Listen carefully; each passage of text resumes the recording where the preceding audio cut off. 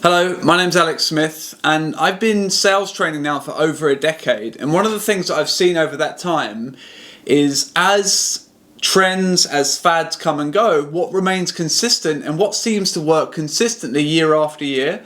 So what I'd like to do is actually share the idea and the concept with the IT Nation audience about when we look at marketing, winning new business and keeping or retaining our customers, what are the three most important foundational elements that go into each of those stages? So what I wanted to do was present on the topic of when it comes to marketing, when I'm coming to actually either establishing my brand, building awareness, or kind of making sure I'm seen as the industry expert, how do I consistently build a funnel that not only drives the right traffic to my business, but actually helps them understand and convey the value that I deliver to my customer? So what I was thinking about doing is actually showing the audience not only how do you build a funnel, but how do you really understand the go-to-market message in a few sentences or two. And one of the crucial things about my presentations is my first opening question is take a piece of paper, write down your biggest competitor on it at the moment, and then what I do is I actually get the audience to rip up that piece of paper in front of everyone and throw it up in the air. And what this builds on is the idea that firstly, your competition are not the biggest things what you need to worry about. The thing that you need to worry about is your competition is yourself from yesterday, the doubt that you're bringing into it, not understanding your mission, your vision, your value is the only competition you have to overcome. So what I'd like to do is actually build that into my marketing piece. When it comes to new business, what I'd like to look at is how do I share, and what I'd like to do is how do I share the 6 fundamental steps that go into every single sales conversation. And those are, how do I prepare? How do I open? How do I do really good discovery? How do I bring real value to the call? How do I handle objections if at all? But also, how do I progress the sale? How do I make sure I align the right expectations? And it's a quite important point to make is that when it comes to new business, a lot of people go wrong in trying to sell a solution. But really where the conversation needs to go is how do you need me as a business to strategically align to you and your goals?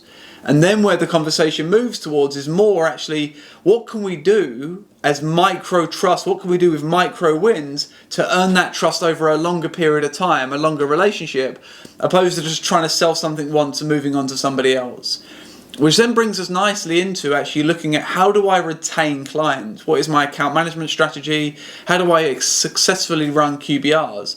And that's where I'd like to end my presentation or the conversation over 45 minutes is once I've won that business, it's much easier to keep the business than it is to try and win something new. And that's Ansoff's growth model that teaches us that. So what I'd like to do is show the audience in a very simple way, how do I effectively run QBRs? How do I make sure, instead of just trying to sell something new to someone each quarter, how do I make sure I'm strategically aligned to them at each quarter and continue to get buy-in from the C-suite? The second way that we do that is also through VOC, which is voice of the customer. And this is always making sure that we find different ways to give our customer a really good chance and opportunity to actually share feedback to us, to actually give us the opportunity to say, well, actually, I like this, but I wouldn't like to do this anymore. I love that, but this is actually taking too much time from me, and using that feedback to actually adjust real time to the client.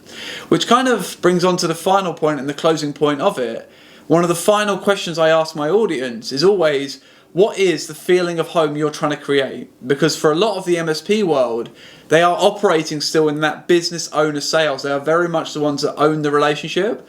And what I would like to give the audience as a present or a gift to think about towards the end is when you think about that feeling of home, when you think about that feeling of safety and comfort, how do you help your business or your customers actually feel that same sense of feeling of home, of safety and security throughout your sales cycle, throughout your experience with the brand?